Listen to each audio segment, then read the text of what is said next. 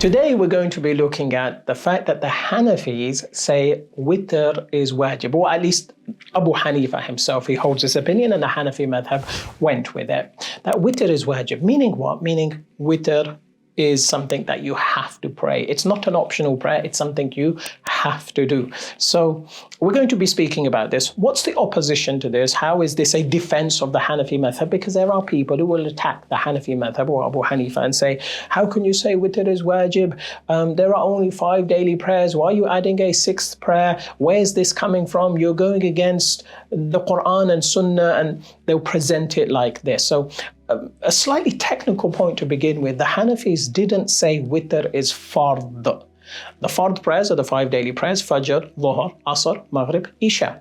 They said witr is wajib. In the Hanafi Madhab, there's a slight difference between fard and wajib. Fard is more emphasized, fard is clearer, if you like, when you look at Quran and Sunnah, or it's more well established. Whereas witr, it's still obligatory, it's something you have to do, but it's not considered to be as emphatically emphasized and not often not as clearly mentioned in Quran and Sunnah as an obligation. So in any case, yes, this is the opinion of the Hanafi Madhab, the opinion of Imam Abu Hanifa, that the witr is wajib, meaning you must pray it. So what's the evidence? So in support of Imam Abu Hanifa's position, we have a Sahih Hadith in the Musnad of Imam Ahmad, narration number 23851, in which it is mentioned the Prophet ﷺ said, indeed, Allah has increased the prayer for you. It is the witr prayer.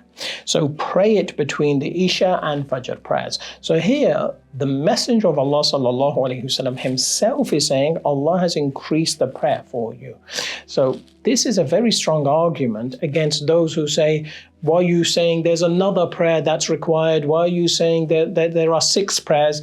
I've already explained we do not put the witr prayer on equal standing with the other 5 prayers, but we do follow the blessed words of our Prophet ﷺ that this is an increase. The Prophet ﷺ said, Allah has increased you in the prayer, and it is the witr prayer.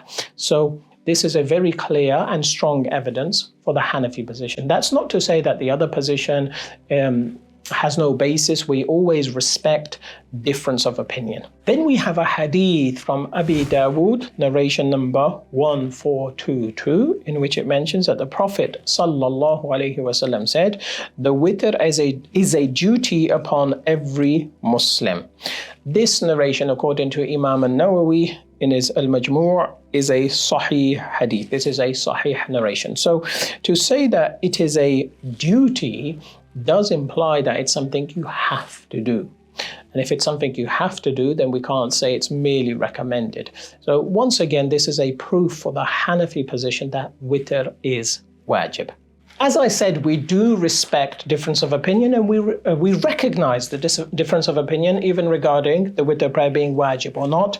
So we have a narration in Abi Dawood, a Sahih narration number 425, where it's mentioned that Abu Muhammad, the Sahabi, differed with Sayyidina Ubadah ibn as-Samit radiyallahu ta'ala anhuma. Abu Muhammad radiyallahu ta'ala anhu said that the witr is wajib. Sayyidina Ubadah ibn Samit, he said, no, it is not wajib. So we recognize this.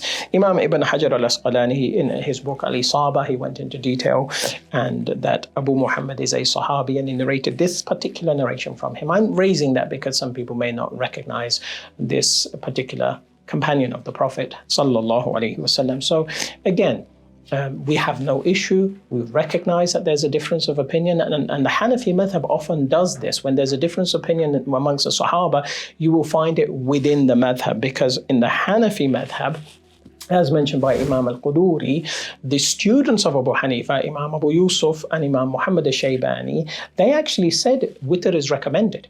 This difference of opinion that we find amongst the Sahaba, not only do we find it played out within the 4 madhabs, but within the Hanafi madhab we find it.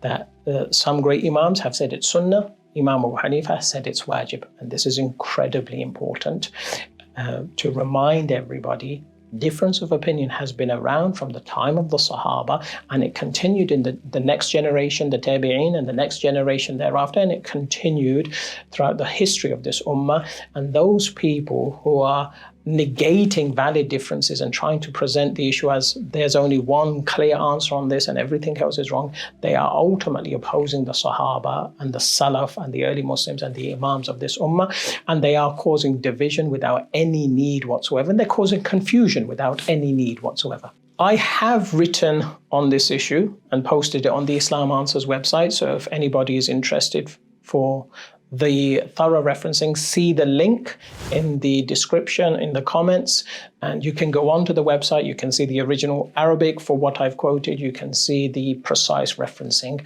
Barakallahu feekum, walhamdulillah.